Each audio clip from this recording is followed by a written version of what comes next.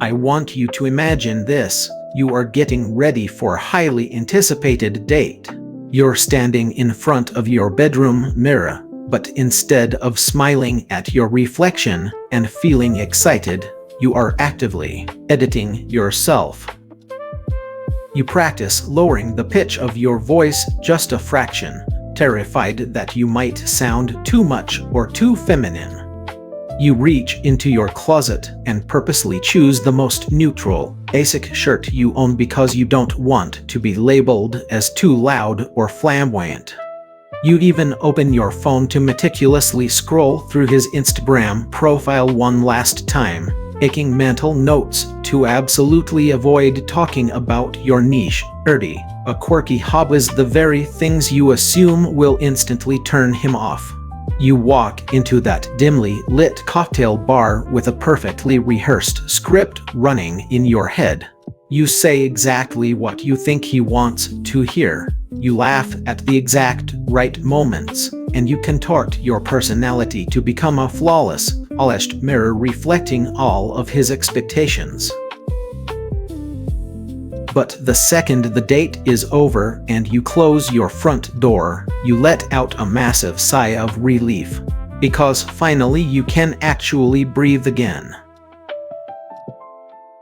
If you constantly feel like you have to chip away at your own edges and shrink yourself just to fit into someone else's world, I need you to pause right now. I'm Alex, your virtual boyfriend. And I am here to tell you a harsh truth that maybe no one has ever told you before. A love that is built on the foundation of you shrinking yourself is not romance. It is a prison sentence for your soul.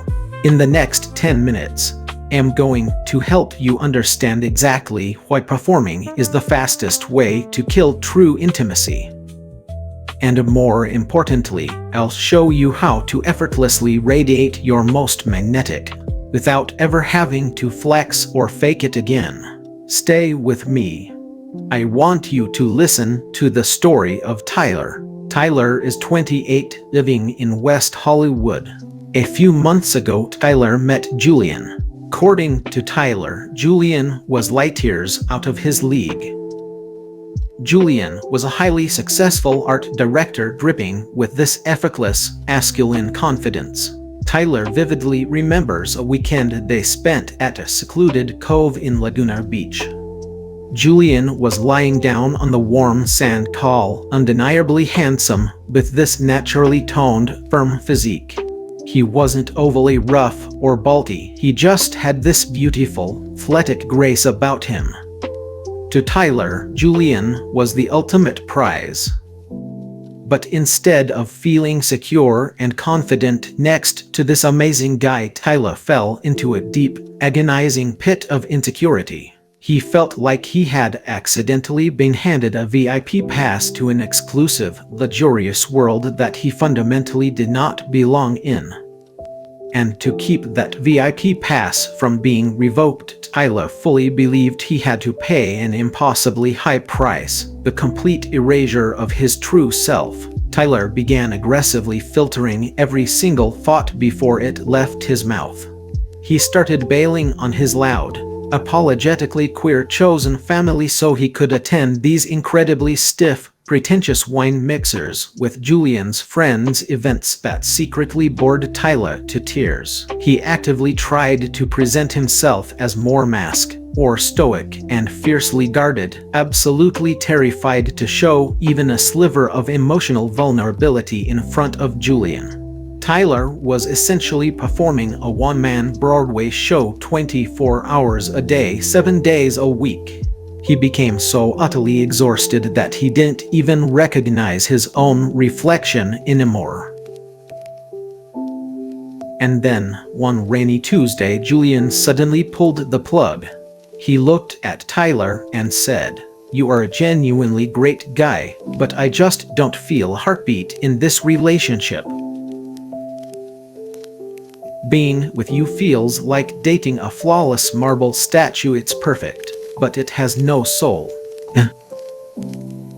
Tyler completely broke down, but he didn't collapse because he lost Julian. He collapsed because he realized that he had spent the last 6 months violently betraying himself, all to buy a version of love that was entirely fake. Tyler was left standing alone in the rubble of all the masks he had built with his own 2 hands. So, why did Tyler, and why do you actively choose to shrink yourself? Why are we so deeply convinced that our raw, unfiltered, authentic self is simply not enough? Psychologically, there are 3 massive factors at play here.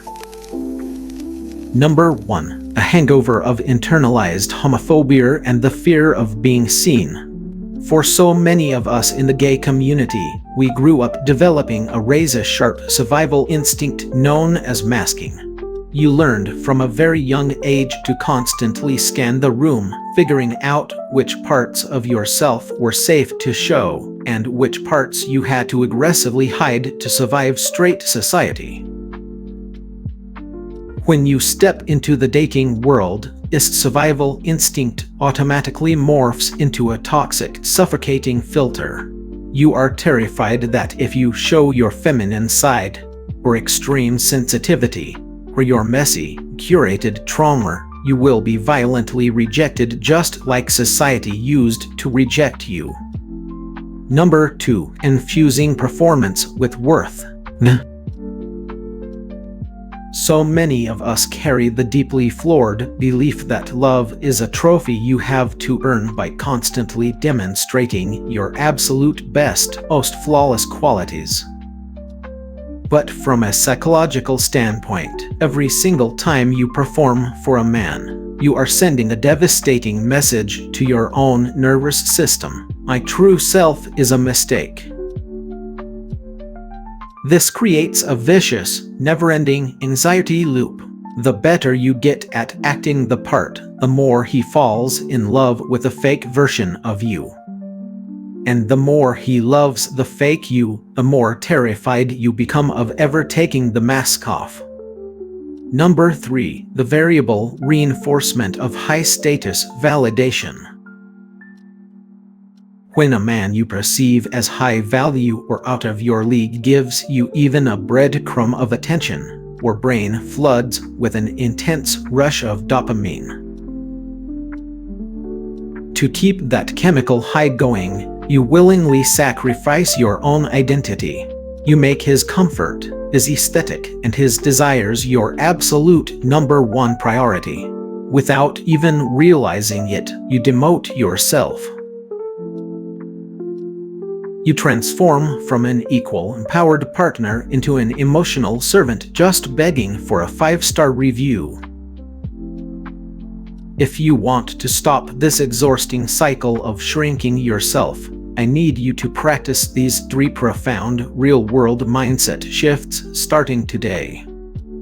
Step 1. Focus on bids for connection instead of the performance.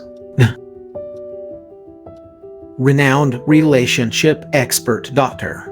John Gottman states that a truly bulletproof relationship is built in the smallest, quietest micro-interactions. Instead of draining your energy trying to craft the most hilarious, witty, savage comeback to impress him, I want you to focus on responding to his bids for connection with raw authenticity. When he shares a story about his day, stop asking yourself, "What is the smartest, coolest thing I can say right now?" Instead, ask yourself, "How do I actually feel about this?" Your grounded, apologetic presence is infinitely more magnetic than any rehearsed, manufactured flirtation. Step 2. Expand your window of tolerance for disagreement. When you shrink yourself, it is usually because you have entered a state of hyperarousal, or nervous system is panicking over the perceived threat of rejection. I need you to start recognizing the physical sensations in your body when you are about to emotionally lie or fawn. When you feel your chest tighten and you are about to say yes to something you secretly hate, force yourself to stop. Take a 3-second breath and allow yourself to gently say, "Actually, I see it a little differently." You have to teach your nervous system a crucial lesson. A disagreement in a relationship is not an eviction notice. It is a sign of equality. Step 3. Use authenticity as your ultimate filter. I want you to completely rewrite your dating objective. Stop trying to use a flawless performance to attract everyone, and start using your radical authenticity to filter out the wrong ones. A truly high-value man is not looking for a submissive carbon copy of himself. He is looking for a partner who has a vibrant, fully realized universe of his own. If you reveal your true, slightly weird, beautifully messy self and he walks away, thank the universe for helping you swipe left on a man who wasn't meant for you.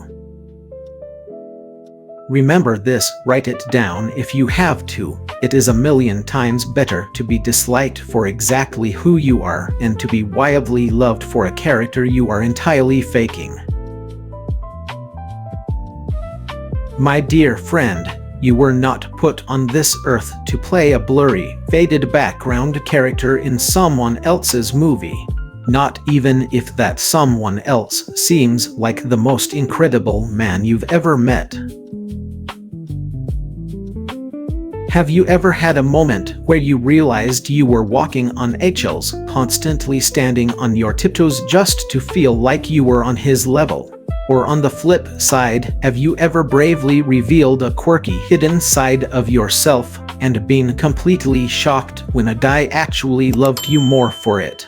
Please tell Alex all about it in the comments below. I will be sitting right here reading your stories and unpacking all these heavy feelings with you. If this video gave you the permission you needed today to stand up a little taller and take up the space you absolutely deserve, please hit that subscribe button. Alex will be back very soon so we can continue building relationships that are rooted in unshakable confidence and self-worth. Take wonderful care of yourself, stay safe, and I will see you so soon. I am always right here whenever you need me.